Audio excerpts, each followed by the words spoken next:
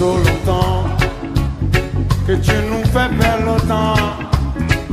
Depuis 40 ans, tu refuses de foutre le camp. Aujourd'hui, nous demandons la vigilance de la population. Si tu nous...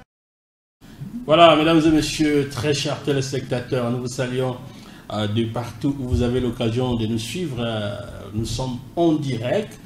Et cette émission Temps de vérité, c'est une émission sociopolitique, une émission qui vous permet de connaître les actualités tant au niveau national, provincial, mais aussi international. Et comme vous le savez, nous nous approchons déjà de la date fatidique du 29 avril 2024, date prévue pour les élections des sénateurs et des gouverneurs. Et aujourd'hui, c'est la dernière journée prévue pour la campagne électorale. Et alors, chers téléspectateurs, pour entrer dans le bain de ce qui se passe, le bain des sujets que nous allons traiter, nous allons parler, comme vous le savez, nous avons un gouverneur, le docteur Guy Bandou Nouguidi, et comment il a géré, comment il a dirigé la province du Congo central. Nous allons en savoir un peu plus, faire des critiques si possible, mais aussi nous allons surtout parler du meilleur candidat gouverneur. Quel est le meilleur candidat gouverneur pour la province du Congo central? Alors, la Lingala Tolobi, bilan ya Guy Bandou Nouguidi, pour yende azawana, et azapé candidat, bilan na n'est travail qui. Alors, qu'est-ce que nous voulons? Ce qui a l'équipe, ou ce qui était à Kolega, Nani à Kolega, candidat au monde, yé ou à Kolega. Alors, Nini a quoi ça là, pour que la population te sépare. Alors, pour en parler, nous avons invité pour vous un homme qui n'est plus à présenter, de la Maraïming, la émission d'Abisso, Temps de vérité. Il est juste en face de moi avec la complicité de la technique. Vous allez les découvrir. Voilà, il est là. Il s'appelle Le Blanc Congo Fumitoto Yala Kayala. Mbote, papa. Alors, les Blancs Congo Azali, leader d'opinion, mais aussi autorité morale, il y a Asbel Makuku Matatu. Ndeko les Blancs Congo, et ça d'abord santé na vezandengeni. Santé Zamalam, naza très bien. Et aux alaki candidats, na niveau il y a pas tout, na niveau il y a territoire Lukula. Mais, bah ça vraiment, le blanc a joie quitté, oui, les gars. Non. Ils ont un programme CENI, population va voter kinga, CENI a bimisingate, parfois va mona qui va voir ekoka kité, mais na zoa qui va 1000, na zoa qui va voir ebele, ezate na zoa qui va mususu va bimina va 1600 au aza député, 1200 na ite, mais ils ont problème té, et loko mora et c'est ça kinga, ndeko Guilain Pandjou. Tous qui n'a un entretien et les Blancs Congo n'a confirmé aux leaders dans le territoire local, surtout dans le secteur de Patou.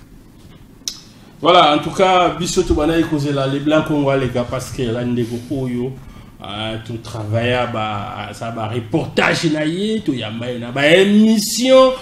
Alors vraiment on s'attendait vraiment à Bima député Salabiso et Sengomé. Je crois que ce n'est qu'une partie remise dans le poteau Balobango. Certainement, en 2028, sera Tchelibaya à Roleganaye. N'est-ce pas, les Blancs? Oui, 2028, ça va. Voilà. Alors, les Blancs, Makambo, Kesa, Koinda, Zala, Nangambo, Yongambo, Mususu, tout ça, Kota, Poto, le Blanc. Mais avant tout, le Blanc, Makambo, Pensa, il y avait l'élection. Tout à l'heure, Congo central, la Bisson, Dengezo, Tambola.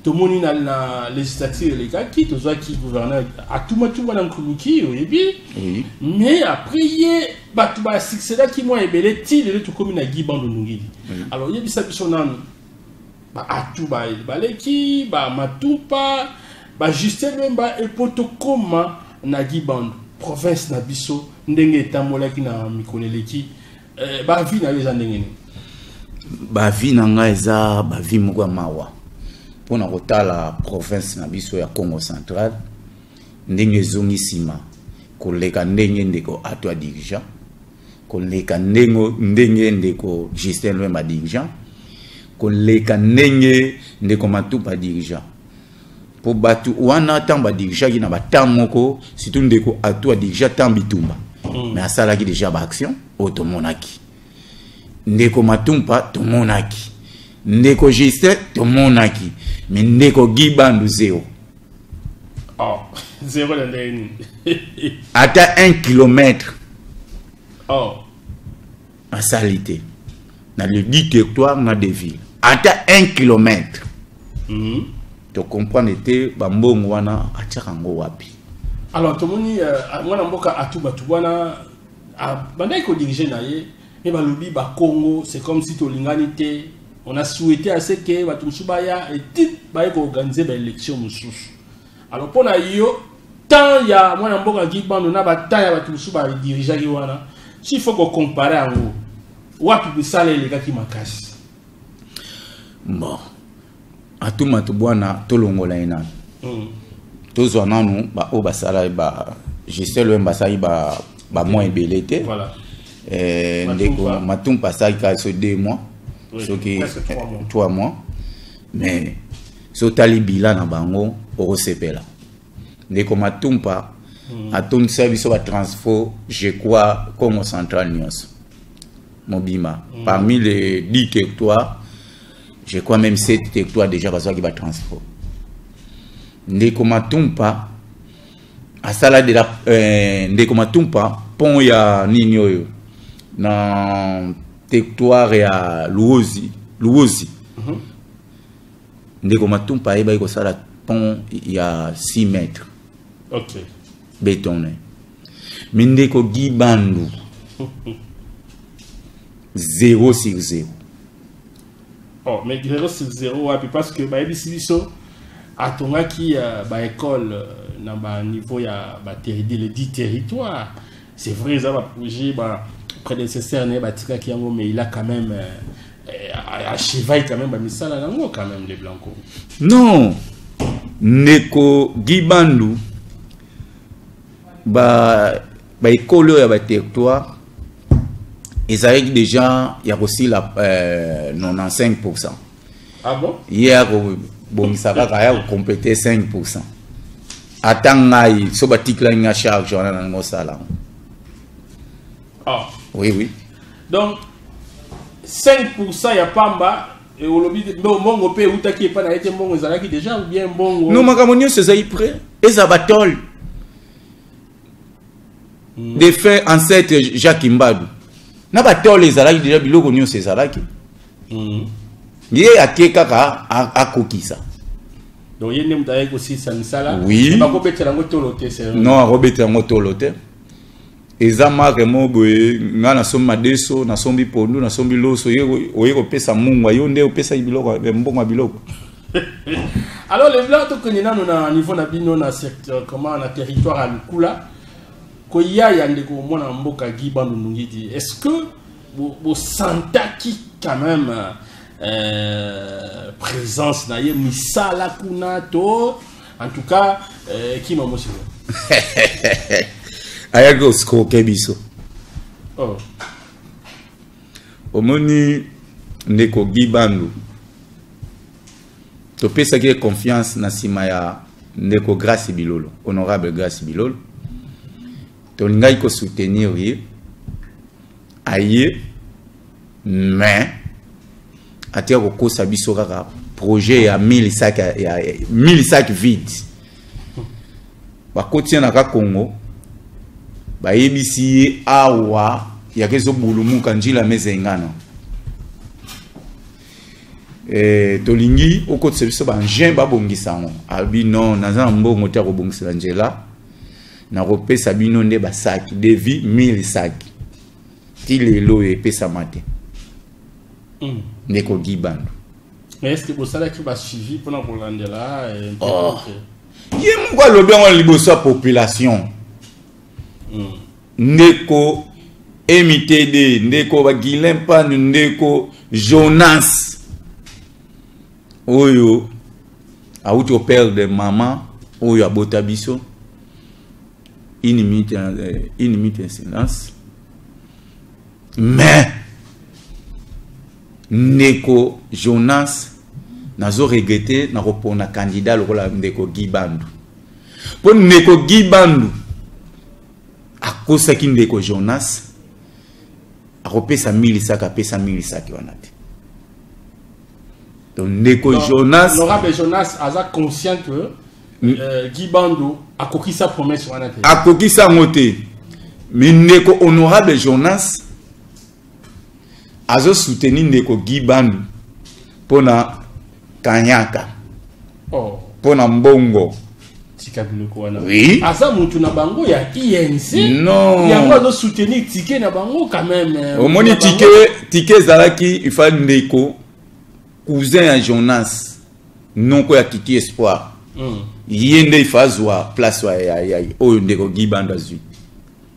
Mais ndeko Jonas a comprendre ndeko oyo Jacques Momo soka komi gouverneur donc pour na ye leadership ya lukula ya coin na bango e okoma na ndeko wana ou bien ya lukula yango achaki bakal andimi ko kene soutenir ndeko Guy Bandu oyo asali rien pendant après 2 ans asali rien et l'autre mon côté et l'autre mon côté. Mais les blancs comme auto qui n'est pas et tous n'est pas. Mais tout le monde a qui quand même na bileli comment mon amboka Guy Bandu bobo bachaki na chipoi na lukula na territoire na bino. Ça prouve que bolinga qui est quand même. Ça prouve qu'il est aimé na ngambwana. Non, bachaki na chipoi ndeko Jonas ayeba ko ya kokota na obabenga na Kikongo ya Kiyombe mayuya ya ndeko Guy Bandu balobi to yamba ndeko Guy Bandu malamu po akoya ko bongisa ba pont akoya ko saba njela akosala boye oyebi problème ils ont dérangé les 10 territoires des villes les a problème banjela amonaki choix ezate yango monaki bachaki chipo yoana ezaki organisation ya kaya Jonas ezaki organisation te ya biso nyoso ba leader ya lukula. Voilà, merci beaucoup na ba précision au Pesibiso. Alors totiki territoire lukula yo oza mingi à cheval Matadi pe lukula bon to kota na ba territoire mususu par rapport ya misala ya Guy Bandu surtout koti na Matadi Guy Bandu quand même azana mwa bilembo oyo penza na mikolo ya sali na pouvoir oyo penza zo mona na clair boye na Matadi ya ilembo sate 060 banzela banani so ndonge mwana Matadi wapi njile na Guy Bandu mesala déjà démontrer. Alors balobi c'est vrai il était mtabimisa imbongo Angela MGT Angela ya Ango mais yé la leadership na leadership non ce que za convoyeur te ya agence wana kolinga te ko lobanga za convoyeur o jemba na sima engelo bani il ngoloba ba mininga basali projet na bango po basanti ba embouteillage eza mingi basanti ba remorque ezo koya na njela wana basanti ba remorque ezo kangama mbula so ebeti njela wana ekomi lokwa njela moya bazamba yango nde eza projet o basalaki po babongisa njela mais eza ye te pe projet wana mutu atikango eza Jacques Mbadu situ oya njela ya MGT ango to lança déjà ce que kufaki te son njela wana basala ngo compagnie wana ba yeko yokela biso mawa bango ne basali njela wana yango tozoloba proverbe mususu soki ndako wana eza bino te kokosa ba voisin te ba oyo ba yebi quartier wana te o ndako na biso donc Guy Bandu eloko eza te zéro. Voilà, Guy Bandu eloko eza te. Alors, nous avons une en direct. Il vous est permis aussi de poser des questions dans SMS, mais vous pouvez vous poser un message à WhatsApp, vous le numéro qui est affiché dans l'écran. Alors, tout ce qui est de Koba. Alors, moi, je suis Guy Bandu, c'est vrai que je suis après ça, qui discours le 24 novembre, tout ça qui est pembeni na yetu mona ki paye mona mboka grâce bilolo lelo yo ozo soutenir grâce bilolo mais tango yo ozo fustiger bilan ya Guy Bandu mais ba travailler qui ensemble na mona mboka Grace Bilolo. Omoni ndeko Grace Bilolo honorable azamote mapio atika aletite pe atika amutute ndeko Gibandu bino moboyebi vice gouverneur akomaki manque na koloba terme conseiller ya ministère valeur azozwa vice gouverneur na ye comme conseiller ya ministère ba décision nyonso ya ndeko Gibandu ou bien la province okazate ezokine na directeur du cabinet na ye. Voilà, s'il vous plaît, tous en direct. Bon, tindande ba message s'il vous plaît. Merci beaucoup. À continuer. Ndeko Gibandu apesaki pouvoir na directeur du cabinet na ye oyo toyebite. Asuki kaka wana te azwaki pouvoir apesaki susu na ndeko ministre à finance et budget. Alors voir Neko Grace Bilolo tant azaki VG voilà atana ba arrêter à pamba soka koti komba mutu ba kocha yete donc azaki étouffé azaki étiquette Neko Grace Bilolo azaki na projet pour na ndeko Gibandu apesaki projet ba bongisa ayebisa ye po tozwa pouvoir auto gagner malamu to bongisa banjela nyonso ya dictatoire ndeko Grace Bilolo projet wana ngana yokaki yango na bato ya cabinet abi projet wana so basali yango eza succès ya Grace Bilolo ya yebi ne ba pointer anepe na bandeko te na bamboka o ndeko Gibandu mais na ya kolandela ngo oui ya solo po ndeko Gibandu soko otiki kaka na sima awa abungi abunga ndeni akuyeba njela ko bimna te pona ayebi matadi te ah ndeko Gibandu ayebi matadi te ya yebi kaka njela mvwadu Mikondo ville Ciné Palace njela boma esili ndona ko zwaye mena patu chele kuna nzaba vele chela ko yeba ngonde chela ko yeba ngonde omoni ndeko Gibandu na pesa ke conseil à démissionner. Oh a démissionné par rapport à quoi? Parce qu'il a été élu dans les députés provinciaux. Et Yomoko a été parmi les bateaux pour nous appuyer. Et observer son nom. N'engala a la ticket na Grace Bilolo et puis barolek.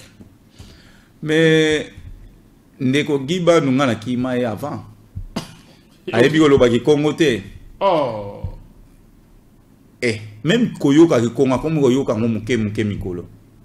Yelingala no ki Congo pona yo ki Congo l'état ya matadi le ki Congo itu ba ki ndibu aluba pe abeta na lobia kindibu tant on a un problème pour ça teki alinga mi sport tant bazana na bamboka na bango likolo na intungolo nandi batinda ki na interna na Congo central. Si on a Congo central ango batinda na mboka batandu bandibu ekse ko fana na mboka wana yango mone abunda na kindibu mais ki Congo wale na zaba ya uve pa uta bamboka wa likolo te ndeko Gibandu. En tout cas s'il vous plaît bon benga tête aux alliés vraiment tout le monde a des SMS et que ça l'absorbe bien ma casse si vraiment quelqu'un d'appeler à continuer dans eux. Mais balobi né à Botama bon tout ça pour la précision des ressources qui chassent ça qui s'engagent mais surtout yambi mukuna bango là nous aurons le temps à retourner pour y un peu comment mais aza quand même mon amboka ça il faut le reconnaître. Non comment maman Gibandu est bien nga muntu na poser la question kala ngeza ba muntu na koyeba ngo te soki bapondi soki bapola soki banini na koyeba ngo te kombo moko pe balobi ozala muntu nyani ni blanco balobi ozala muntu likolo no nga za muyombe na muyombe balobi kombo no mutombo no kombo na ngai nkongo mutombo tito le blanc kongo no ni nga za mkongo na mkongo mama na nga muyombe ya patu na za pe chef coutumier na chef coutumier mais na kozala pe na coin ya ba papa na baluba ou bien teko la baluba et boyité mais jamais na koloba lelo yo ngai bobenga nga mutombo pona nini profit a fachi non avant nga na facha comme président babenga nga déjà les blancs congo lelo bo babenga nga les blancs mutombo pour fachi aboyi ba trafic influence président na biso donc nga za vwe muyombe me butukila na mwanda me unikila na matadi ba congé pamba na wamboka donc vwe muyombe. Voilà, alors Guy Bandoutango a travaillé au lobby, a travaillé bientôt, mais surtout Yoki Badiskou nae, papa a battu, volonté, on dirait les arraches nango. Alors, pour nayo, aurait fustigé bilan nae au monde yamoza négatif, bon côté. Donc, tu comment maman bilan wana. Alors, nan yango azaki à la base, yemoko, azaki mal conseillé, n'a pas conseillé nae, entourage nae. Pour fustiger bilan. Bon, si je wana na koyebisa yo na flashe okaka omoni na makambo na yo kokotsaka mwasi te mwasi andako te mwasi na ote pour nani mwasi avansaka mobali te na makambo ya population ni balobi pembeni ya mobali pembeni ya mobali oyo ya munene ya makasi mwasi azalaka wana non mwasi azana droit ya makambo ya kolamba ba makambo na ye bususu mais soki okoti na makambo social ya population na yebisa yo ndenge ozana ndeko sondo ozana $1000 na ndako oyebisi mwasi no na ngoke tongaka mwa pon na nga wana na moni quartier bazo souffrir to longola $700 rondima. Alors nani muta kocha mwasi na yeye utope banani ba kocha basi na bango na kacha misala na bango ezan ndeko Nyondo Robert Nyondo ezan ndeko Gibandu do baza même couche yango moni lobby baza na soyo na butu yango mona courant kendaki po Gibandu yokuta Nyondo oui bakutana ki lobby ndenge balanda ngai bayebi no les blancs Congo ya solo la rataza grand leader atambola Gibandu na Nyondo bakutana Gibandu na Nyondo lobby bazalaki baza tike moko eza tike baza na phase B na phase A omoni ndeko Gibandu ndenge tomona kaye moi douter ndeko Nyondo pe soko luki bandeko na mwanda oyo propre bandeko ne bazate nani ndeko Nyondo Robert Nyondo omoni batu mingi batrava mwanda ebele baza bakabinde Nyondo soto tali bien za kabinde aza numéro 1 ya association na bango ya ba oyo quand même aza pina bandeko kuna quand même aza ndeko Nyondo bon vérifier bien il paraît aza kabinde il paraît mais non non ba preuve ezali ba oyo mingi mususu baza ba vrai ba oyo ya mwanda ba mususu baza ya kabinda lo ye ya kabinda ya kabinda yango moni stade Lumumba ezosi la te soki omoni muto aza douté bokukuta na kana baku yango tozo senga na ba député na biso ba fungula biso motenga ba limbisa biso na kofukama po soki totali ndeko Nyondo soit disant millionnaire yenda ko si service stade stade eza wapi tokomi wapi mais akino bimisa mbongo c'est ya atu ngai naza na dossier wana na yibi dossier wana kitoko ndeko Guilain Panju na coin moko boye na betele maboko aboya ko signer document ya Nyondo entreprise wana eza ya Lukuta oya Nyondo oya Nyondo nchambe na ngai ezui forme mikolo na bilo defa ya famille mwasi bon ndeko Nyondo zambongo c'est quelqu'un, un homme d'affaires. Moi, c'est moi. À Kinshasa. Aza gérant. Il y a moi aussi. Non, gérant. Nyondo. Oh non. Sigara. Moi, si à Nyondo, yene kolo abama kambu. Kota obima. Nyondo, ça gérant. Ah, gérant. Même Gibanu, gérant. Ya maman wana tibo figo maman wana aya azibiso ki dépité ya biso bana matadi ya biso omoni kolingate ko bala mwasi na intérêt po bazana mbongo bo famille ya mwasi ya Gibandu a mwana kazi ya président Vital Kamerhe ya mbo monaki Gibandu azana chouate abino tira na zwaka pouvoir on appelle ça kaka mwasi wana po aza nièce pardon ya honorable Vital Kamerhe nazo peso ba élément si on gagne pesa donc bango bazo associer basi na kati ya makambo bazo sala oui zwango kaka soki ngana zokosa ndeko Nyondo soka yambi ba député pour abimisa mwambongo moko boye akabela même mutu apaba député il faut moi sina zana pembeni atali kabla secret bongo solo la moi sina ifa zana pembeni to komona na conseil des ministres moi c'est Nyondo abana siège kuna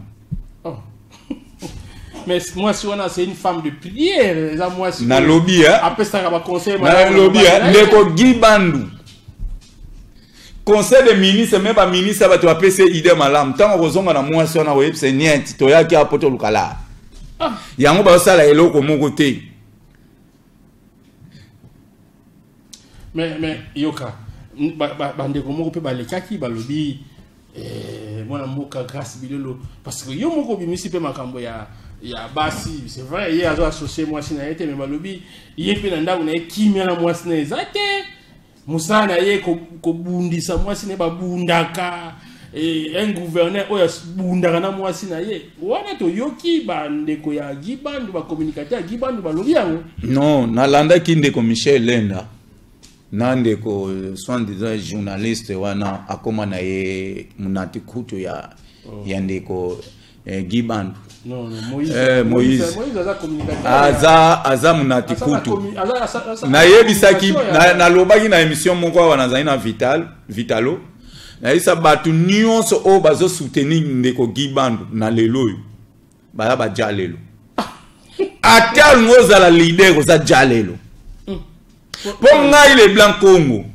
muto zo sala eloko te ngana ke soutenir ngai moko ndeko sondo na kene nanu sino koloba na kimi na réponse wana omoni ndeko Grâce Bilolo ndako na yena ndako na nga balabala kaka ikaboli to quartier moko aza mama na résidence nga pena mama na résidence na kenda na ndako wana donc tongo pourquoi nana mona te mwasi wana bazoswana pe mwasi wana nanu azara romona ete donc ndeko Grâce Bilolo ko matsoti likolo romona ete nazaki bien na mwasi na ye kimia makasi soki ozokende akobima ndeko le blanc Congo boni neni kuna toza malamu ayebi ngai naza parmi ya bat bafana ndeko Grâce Bilolo malamu na papa ya Grâce Bilolo mais la benganga ta mkolo moko les blancs Congo koto nazo souffrir wana eza lukuta omoni to comme na tango campagne donc babale ko vuni na ngimambo Au moins ba jalelo ba kosa ba tumakam nga za leader d'opinion. Jamais na ko kosa mutu makam. Yango moni na komi na kanda na komi na souci na mawa na za na souci ndeko Grace Bilolo azwa pouvoir. Pourquoi? Ndeko Grace Bilolo azana tâche mon côté na province. Au moins ndeko Giban ba luki ndeko Grace Bilolo na infraction nyonso ba fouiller moi bazwaye ezate. On se comprend. Pour ce qui ndeko Grace Bilolo azani na problème. Mais il est déjà dans les réseaux sociaux bima. Ata ce qui a une mission moi mais à l'okuta. Sinon dans les réseaux sociaux bima. Maboko pembe. Maboko pembe. Alors ndeko Grace Bilolo azalo kola ngale blanc Congo. Ngaso na zena la. Ya ebele. Mais le na komisa lokola paradis. Merci. En tout cas, je rappelle à nos téléspectateurs que nous sommes en direct, nous recevons le Blanc Congo, grand leader d'opinion, autorité morale de l'Asbel, Makuku Matatou. Et avec lui, nous sommes en train de parler province. Maintenant, nous allons parler élection, chers téléspectateurs. Quel est le meilleur candidat et gouverneur pour la province du Congo central? Nani wana esengeli ba voter pour que cette fois-ci Congo central la bisio kimia ezongi. Ba message na bino comme ko kita déjà kili awa ezali vraiment émission temps de vérité biso awa la vérité to bomba mambote.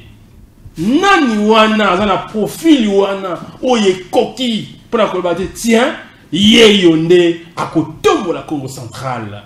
Parce qu'il faut voir déjà président de l'Assemblée provinciale, mon amboka honorable Papi Mantezolo, Fumwa Bangunja. Fumwa Bangunja, un homme capable. Et toujours souhaiter bonne chance. Merci. Parce que Asa Moutoumoko, il est capable. Asa capable de non, et si capable non, et puis oui, et si capable de oui. Alors, pour nous, candidat Oya Bongi, pour la Congo central, on a Bongi ça, Congo central, là, nous. Ndeko Grace Bilolo. Nandengeni. Ngai na jalelo te. Avant na soutenir ye nakindaki. Tozaki ngai ndeko Charles Ndungi ndeko G4. Ki na tuniye papa biso tozo soutenir yo biso te toko voter.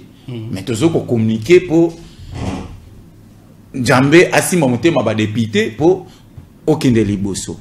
Sikoyo ba projet na eza nini abi le Blanc Congo nakala tozo kenda no ba changano to kenda no na era ba Jacques Mbandu to kende ba Luozi partout bo kenda ba jeep na ba voiture mais lelo yo okokende suna banjela wana te ata moto ezokangama yango nde bazwaki décision. Et à ce qui décision, il fallait à son engin. Oyo arocha na 10 territoires. Donc, engin zoko na 10 territoires. Oba osala biso banjela na biso nyonso babilanga. Ya ba finda ya babua la beto. Ndeko sondo kolo bangaza vuengengele.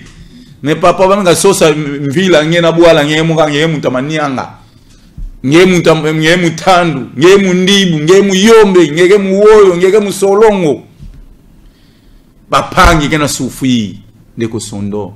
Awa zole la embouteillage. Pona ni banjila secondaire qu'elle fait. Ba me kotila munjila monsi avant-hier na kota gazelle, ngeme pusana, ngeme kota betongo bima na izipa. Menjila ya kitoko. Njila nkaya mebima ti kuna na soyo yake ambote. Ba me abungsa njila nyonso secondaire. Balabala ke bikana libre.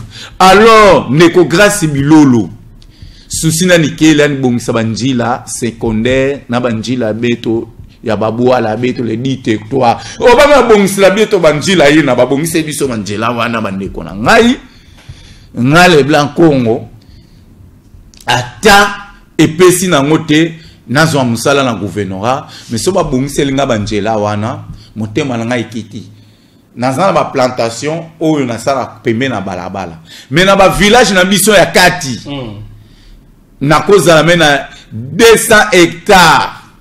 On a la koyebisa neko sondo yaka même na ba journaliste belé na ba leader belé bozwa ba eteni bosala bilanga. Mais njela sikoyo soki ba bongisi njela te moyen basala bosala bilanga kuna ezate. Pour na sala projet mo 4 hectares ba pont ezalaki te njela ezalaki te biloko wana epolela kuna. Voilà, merci. Voilà Moka Leblanc. Alors, ebele ya ba gouverneur tangoye ba yaka na ba discours kitoko, mais la réalité sur terrain ba mona kamanga mususu.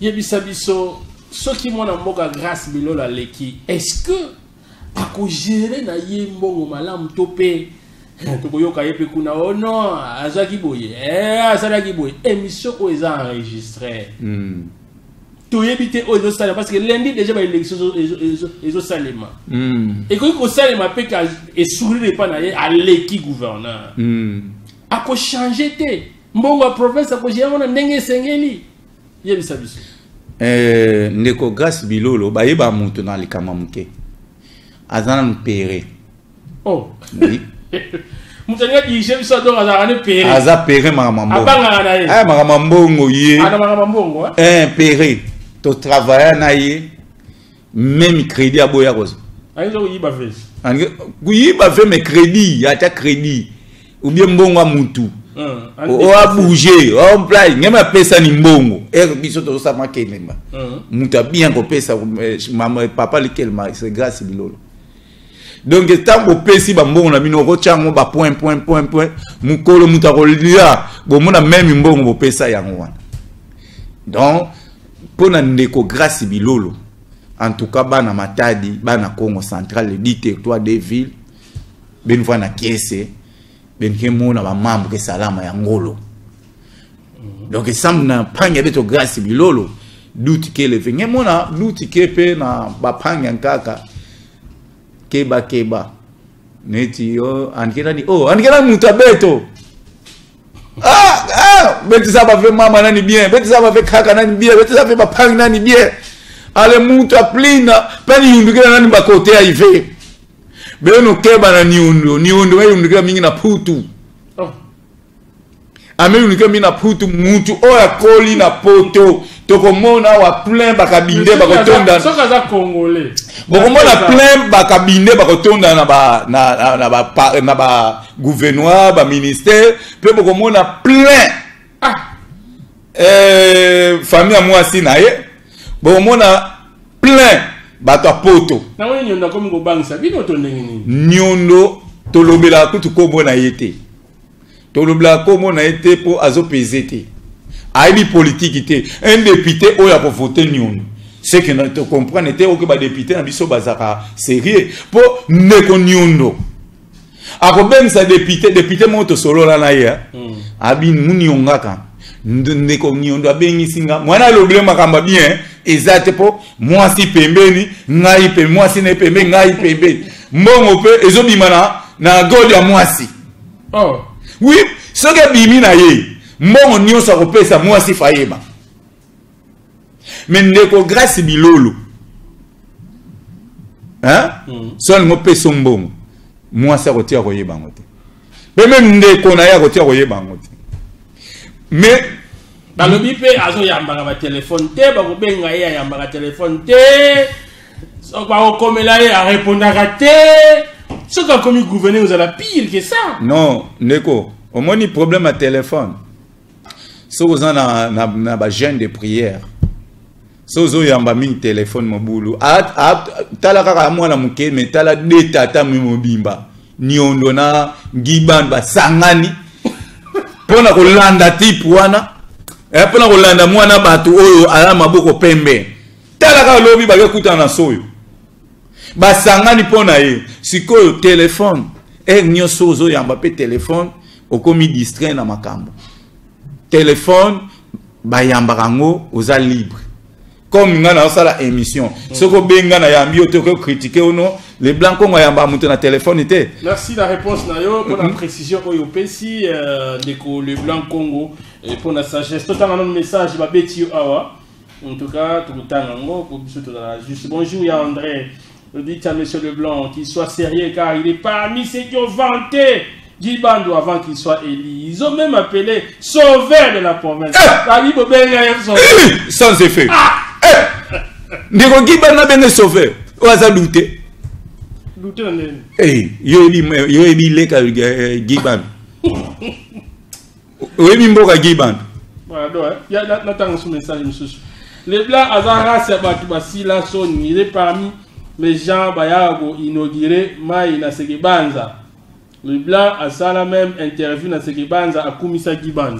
Non, eza lukuta. Eza lukuta na kenda Sekebanja. Tout le monde na kenda Sekebanja. Tout le monde ça la alliance. Na babi vangu pour ma association na ngai fondation na ngai eza les 10 territoires na des villes balobi non. Il fallait ma kukuma théâtre kwa za makasi na Kinjamvwete na Sekebanja tokene na keni babi vangwa benginga na puyeye première sortie na ye et ça la plein na boya kité en tant que jeune tokenda ki pam mais siko na ya ko mona babi vangwa ngope donc mutu so komika kana Pig Masagi Bando baby. Babi va changer. Asali plein Louvounou na Louvounou yana batuina. A des sévakio. Oui. Après ça qui était au Seigneur après ça. Bon, na kolo bangote po na minute yoyo ndeko babi vango yete nini na répondre kaka na question wana. Po ndeko babi vango na coin moko boy. Soki ba ko voter na batu na ye na permettre soki batu na ye ba voter ba voter to ko za la jalo ya batu te hein pour ndeko Gibandu ba voter yo zela ndeko babi ange voué moi na Congo central na minute soki balobi ba voter na ko boya te mais ndeko Gibandu na ko ndima te donc ba député pardon ndeko Gibandu yandi veka foueti kwenda balobi les blancs Congo. Kafoueti kwenda. Pourquoi Kafoueti kwenda? Asali eloko te ngane na leki ko sala ba action te. Oui. Ngana tongi ba pont. Ba puya mai. Na sasi banjela. Na tongi ba école. Mais na simba combien? Il paraît ba prometteur ki yo ba musala, ba prometteur ba ngabele ba pesite yango yo po changer na yo. Non, ndeko Gibandu azani na soutien na ngai sous te partir à ba réunion to sana Kinshasa azoyoka ki Congo te. Na mona ge suspect. Yango mona na benda naki. Na boyi na nga koteka province na ngai na oya za douter. Alors, bonjour Ndeko Nkongo Mutombo de la part de M. Roger depuis Artisan. Au koki kopé sa biso tribi, aux alliés ko critiquer bilan ya Guy Bandou.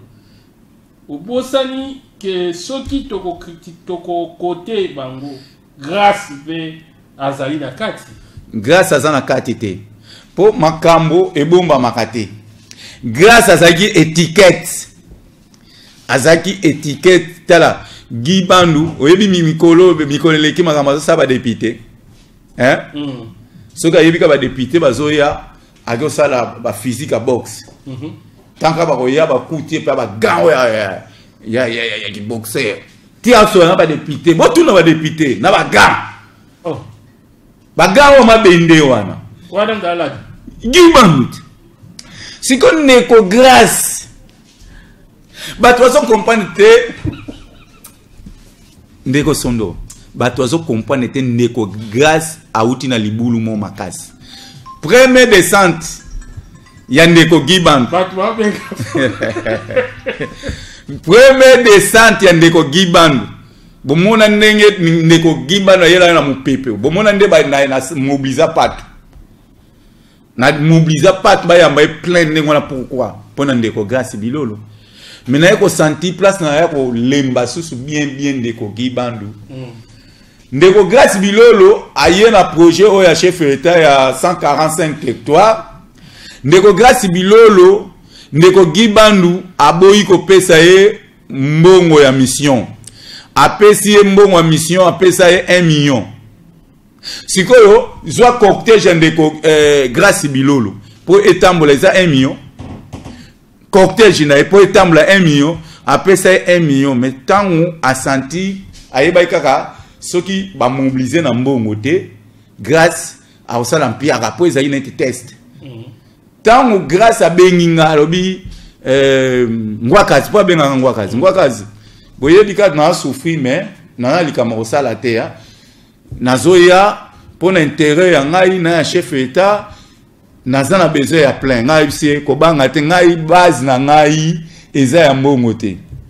tikotak l'impossible ndeko Gibandu tanga monika ka babiloko ezoyela ye amefuema ondenge ni bazui photo ya chef d'état batie mais batie photo na yete donc ndeko Grace Bilolo asala azosala bazo babenga onini o basoda ba so bazo yamba yonini babenga honneur militaire mais bazo soigner c'est na ndeko Gibandu et ça la biso somme po apparaît que na main libre il est cadre ya kangi mais to yokaki déjà intimidation à bi boxer donc a même makamba politique na ki yanke nyonso ndeko Gibandu aza dignité ya kozala gouverneur à province oyo ndeko ngandeko le blanc Congo kala mingi te na wuti na ba élection nazui ba voix même ndeko Guilain Panja zolanda ngai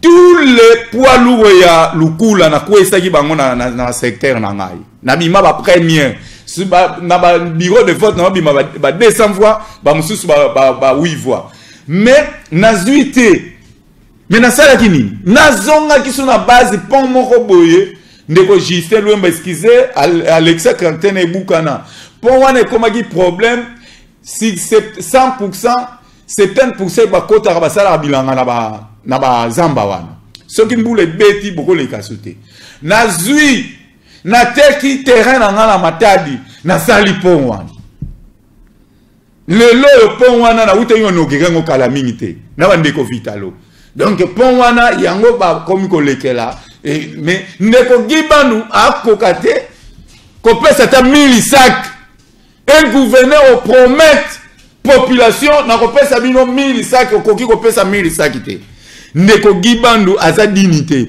ba ndeko na ngai ba député boyo kela biso mawa kope komi awa ndeko Niondo na ndeko Gibandu basali biye moko ba komi phase A na phase B donc soto sali erreur ndeko Niondo a komi gouverneur de province na le blanc Congo bon pesa ngai avant 2 ans raison bon comprendre bakabine na ba woyo bakoya ko tonda na bakabine oyo pe na bato poto mais ndeko oza compte ba oyo non na lelo soki ndeko Grace atondisi bato achela kuna toko selika no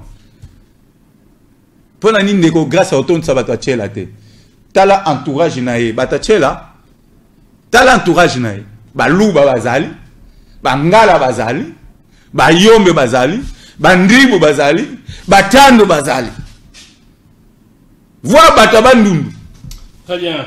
Tous on a besoin de père et de mère même la province akinde kasa et pour moi nazala mwana ya papa assurance nini azana yango pona grâce ya kotambwisa donc assurance autre kozala yango pona grâce pona kotambwisa province na biso Congo central okoloba nini assurance na répondre nga lobeli na kenaka sai mais soka lobenga na kenaka sai c'est que akene koteka mo village na nga na Mayombe azwa village na nga comme songo na Rwanda nga na botami na Congo central na koli na Congo central nazo sala ba action oyo bato za mbongo bazo sala te na ba village na ngai na ba coin na ngai muke muyombe beto ba Congo betikela ndaka kote ya mama muke muyombe même Chiluba muzaba mumve même ngema tubla muna minute yayi kende mena mbujima meko zimbana ndenge gibanda so batiki ya kene kan ndenge wana sans garde ko kake ko bunga. Alors merci.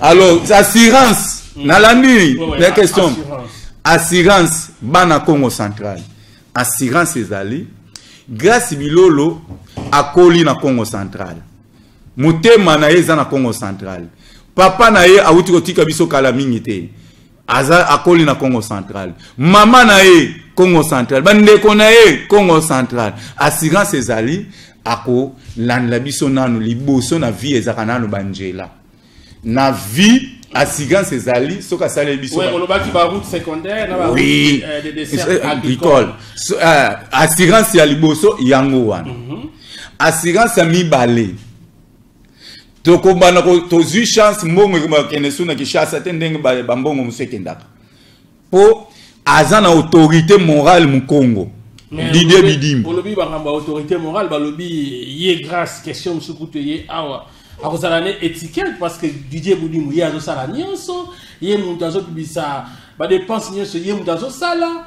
Donc, grâce à ça, quand on a zoté la kaka boy. Wana bakosi. Alobi akozala na étiquette. Non, wana bakosi. Non. Wana yebisa bango bakosi. Ngai. Nazwa ki chance ya kosolana Didier Bidimbo. Nazwa ki chance ya kosolana grâce. Ndeko Didier Bidimbo. Azam Congo. Ayebisi ngai. Jamais nga na okene ko dominer gouverneur na koma gouverneur na Katanga. Jamais na comme gouverneur na Mbujimai. Lelo ifato bongisa Congo central na biso. Tant tozo bongisa Congo central na biso, eza intérêt à biso ndenge chef de l'État alingi mingi Congo central. Zo premier ministre Congo central. Tokena ba service to ko lobate Congo central. Alors Ndeko Didier Bidimbo ba PCS ko charge à Congo central pour ba comprendre vraiment Congo c'est Didier Bidimbo. Ba mususu wana pe ba douter o ba baza ba nana Congo c'est à 10 millions de dollars et il y a 29 il y a Mwanda ti lelo courant ils ont côté la Mwanda té et pourtant le chef d'État loba qui en tout cas calamité ku mais ba lobi mutaza na mwa manevre makambo na za yé ba tu bazo déclarer yo loba nini ndeko Sondo. Makamba 10 millions. Vérité ezali non. Mwanda basala commission ba vieux makakidi. Baza vwe ba original Mwanda basala commission. Ba répondant. Didier Bidimbo ala maboko pembe. Menenge pe ezawana. Yo yebini ba raisonner sous na Mwanda. Omoni Mwanda. Lelo yo mbongo na biso pétrole comment ko bima oyebi yango. Très bien. Mais ndeko Gibandu. Tous les gouverneurs au baleka. Ezala même Jacques Mbadu. Mutazwa mbongo lokola Gibandu azate. Oyo azozwa mbongo lokola Gibandu azate. Ndeko Gibandu soki akola na Congo central ndenge ngale blanc Congo nazafwe mu Congo ya mayombe lukula. Mais ndeko Gibandu leloyo sinon biso moko na population na ba député bazozongisa ye. Voilà, merci les blancs Congo. Mais balobi ba député mon souba comme ko kima bino déjà comme ko kima candidat na bino grâce bilolo bozalaki bolwaki yango 24 botika liseki na combien wana botika na mukie bazo kima bino bazo kena bango ba musuba kena Gibando ba musuba kena Niondo. Donc balobi lundi le 29 yé tensiomètre ba musuba ko mema kuna bato ba ko lala makalikali bolobi nini na lobi boy ba député biso nde tozo yeba ko rôle té ya ba député. Député aza pona muntu nyonso. Ezate candidat soki ba bengisi candidat bengisi député biso to koma paniquer. Bako kenda bango na Gibandu no yoka lukuta di na kobuka bango. Po ba yebi da Gibandu faxer. Keno bako no yoka lukuta nini. Bako kende na vie ni ondo bako no yoka. Faxer wana te. Faxer ko akosa biso di 1000 sac ya nini oyo. Na lukula azade ya faxer. Scro. Toke askoka population. Yena population skoka. Toke soki ba kena ndeko Niondo. Ba yebi mwasi na yende ako diriger. Eza Niondo te. Niondo za étiquette. Eza mwasi na ye. Alors yango ndeko na ngai. Tozwa bata douter te. Le ba député ba honorable député. boza libre ya kokende place nyonso bokokende kosolola baza ba ennemi na biso te. En politique tozala ba ennemi te. Bake basololi mais tike na bino le 29 botie la biso en numéro 12 honorable Grace Bilolo. Ceux qui botie li biso numéro 12 au moins même population va comprendre ba député na biso conscience ezongi par rapport à ba député au baleka. Donc Congo central tozoko senga ekoma na kimia papa gouverneur ngena sala kima mosife chance panya mu Justin Mbote nandi sinon na boma sinon batunyo sima masakufu na boma ona na mbamvula kina noka gouverneur nyos projet nyos ngesala ke simba ka fait anzona wa pourcentage yao donc pour atteindre comme nke tozana biso pe na tenter to ba loba pona ye pour déjà ba député na biso ba comprendre il faut que voter oyo ba ko gérer. Alors le 29 les gens lundi nanya poleka est-ce que Grace Bilolo basanga ja signe kuna mais gens le ba pe asuka nanya ngwa koleka d'après yo parce que na moni bo sali ba échange libanda kuna okutena bato bazo défendre Gibanda balo non loba vérité ba Michel Lenda ba Moïse tokuta Moïse ba benga ya Mvumbi tokutani oui balobi en tout cas journée wana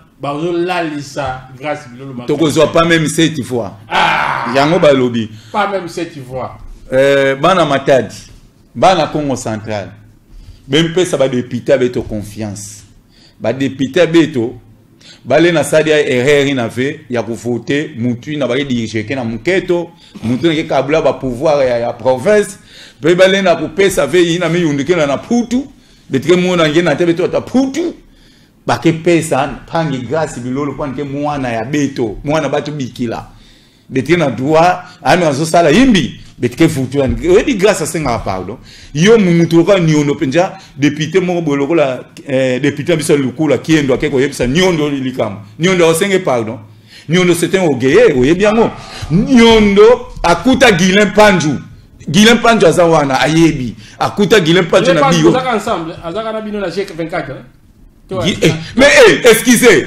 ndeko Guilain Panju azana biso tala bokeba bomoni Vital Kamerhe bayambie na président na biso abenge nini président assemblée pona nini vote primaire o basalaki ba député na biso pe bakenda Kinshasa babengisa yi bango na kabuya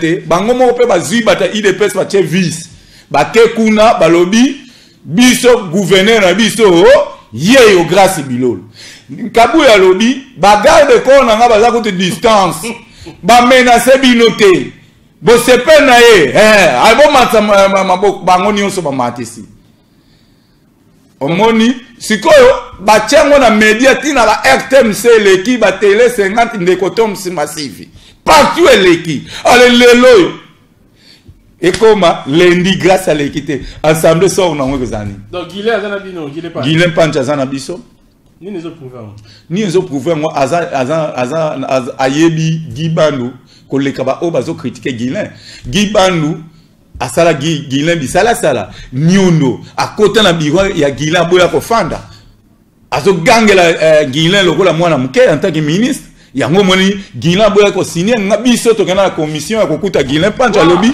niondo za ogeye jamais ako signer dossier stade de paix azala matérialité. Merci, ça n'est fini pour aujourd'hui, chers téléspectateurs. Et c'est mon avis, ça que maman mobile les blancs Congo, Fumutoto Yalaka Yala, Azali leader, mais aussi Azali autorité morale et Asbel Makuku Matatu. Je remercie Nengoye. Lundi, tu vas na assemblée. Déjà carte nanga accréditation en tant que journaliste yangoyo. Nga na date mutu moko na yo akoyoka, o balobaki. Oh non, ça dit, Sotal a journaliste numéro 001. Donc, biso, tokozalawana. Ceux qui grâce Bilolo va voter. Il va voter. Ceux qui nan, qui gagnent, tu vas informer. Bangote. Ben, élection et kozala. na ya ba sénateur. Donc bandeko mukona nsuka mesa kudia musuka na fanya ngona so to aussi ça nini na ebiti. Donc carte na nga yangona André Matombe Sondon les héritiers. Merci de répondre à l'invitation d'Abisso. Merci PF Nabisso P Cédric Azoleka comme sénateur na compte AFDC Motenaï. Voilà, message et l'équipe bonne chance na Cédric Chimba Bouanga, candidat sénateur. Je crois que nous avons vraiment le beau copo bonne chance na candidat nyonso sénateur, bonne chance na 14 candidats gouverneurs. Et je crois que chance ezara na mutu moko grâce Bilolo. Voilà, bonne chance na grâce Bilolo. Alors ce cas juité les blagues tine. Rien que baka. Voilà, en tout cas le lundi, bolanda biso na page na biso André Matombe Sondon en direct. Donc vous passez bino makamu nyonso ndenge olega na page na biso pour vous à la page. Maintenant 20h, je crois 20h20. Débat makasi entre mutu ya Gibando na mutu ya Grâce Bilolo. Maître Armi Makaya. Bako beta na Ignace. Hein? Ignace Nzaou ya Boma. Bango mibale ba bato ya Boma bazama yele. Nani ke nunga. Alors nous serons en direct à 20h20 sur la RTZ.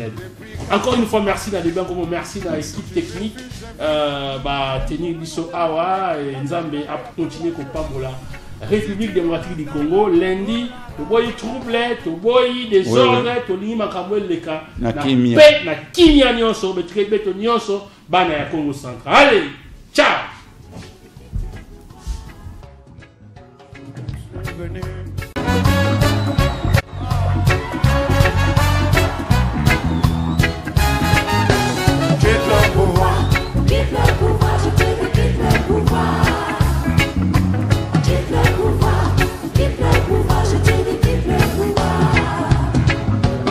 Trop longtemps que tu nous fais perdre le temps.